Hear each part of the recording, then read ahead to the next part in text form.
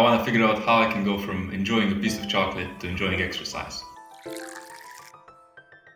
What actually happens when I set a reward for myself? When you set the goal, it's always based on your baseline level of dopamine. General feeling, how you're feeling without doing any activity. The dopamine maximum is where your receptors are no longer able to accept all the dopamine that's available in your brain. The easiest way to explain this is through how drug addicts get addicted to drugs. They use the drug, it goes sky high, the dopamine, and the brain notices this and they just downregulate the receptors a lot because it can't handle the dose. And after, you have a big low because every time you have a high dopamine, you have the exact opposite low after that effect. The moment before you use the drug would be the baseline, yeah. And after continuous use, the baseline gets higher and higher. So your general feeling is you're more depressed. For drugs, it's the easiest one to observe, but it's the same for everyone. The more dopamine you receive, the longer it takes for your brain to absorb it. So if you balance those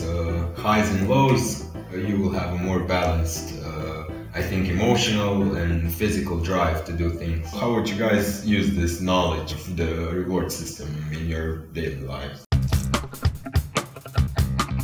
I completely stop associating activities with goals. That whatever I do, I don't have a goal in mind. I try to select something I'm interested in, something I want to do, something I want to learn, something just that I want to experience, and then I reverse engineer and find the steps how to do it, basically. And once I have the steps, I can forget about the goal. All I know is I enjoy doing this activity. So just doing this gives me dopamine, gives me excitement, gives me motivation. And if I do this every day, I will eventually land somewhere. I will land on some goal. But I don't hold any expectations or anticipations on what that goal is. When you achieve the goal, you will stop that activity usually because, okay, I've done what I wanted to do, I build muscle and now I look like I wanted, and then what now? What do you do now?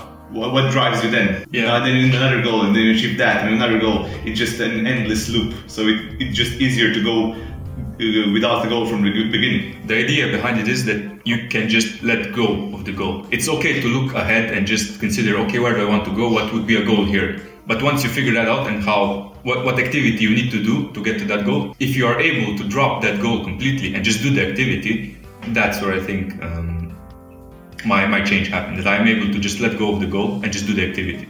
We're mostly talking about working for a goal. If you can just buy the thing, it's much easier, and it's a short-term dopamine hit also. But when you anticipate it and work for it in small goals to achieve the final result, I think that's how you start to love the effort.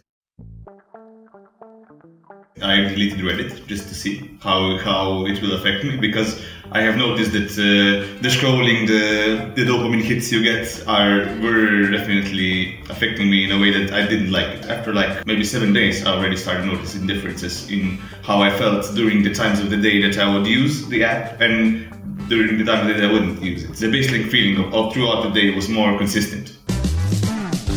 So I have tried to link knowledge and learning with motivation. So basically anything I do, the primary goal is to learn something. I'm motivated because I will learn something. Everything has knowledge. And if I'm able to extract knowledge from everything, I will be excited to do anything. You need a new thing with that kind of mentality. There are activities that are complex, there are a lot of factors in everything you do. So you can always focus on learning something new, learning a different fact, seeing from it from a different perspective. So how would you guys use this knowledge to motivate yourself in the future or others? Having more knowledge is just beneficial because I can notice more stuff. And a great example was the dopamine high I experienced this week, because maybe 2 months ago I wouldn't have noticed and been so calm about it and just been so rational and strategic about balancing it out.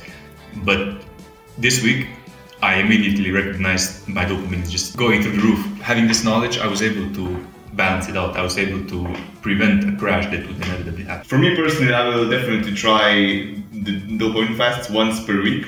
So that means anything that increases dopamine is going away for that day. I just want to bring my dopamine levels down so I'm more motivated to do other stuff as well. Dividing my final result goal into smaller goals. When I'm doing the effort for achieving the smaller goals, I will also try to tell my brain that I also did this past month and a half. I will do this for activities that I like and also for activities that I don't. Me doing something I really don't like, how would I attach motivation to that? And the only kind of variable there is time. It would just take time for me to attach motivation to that.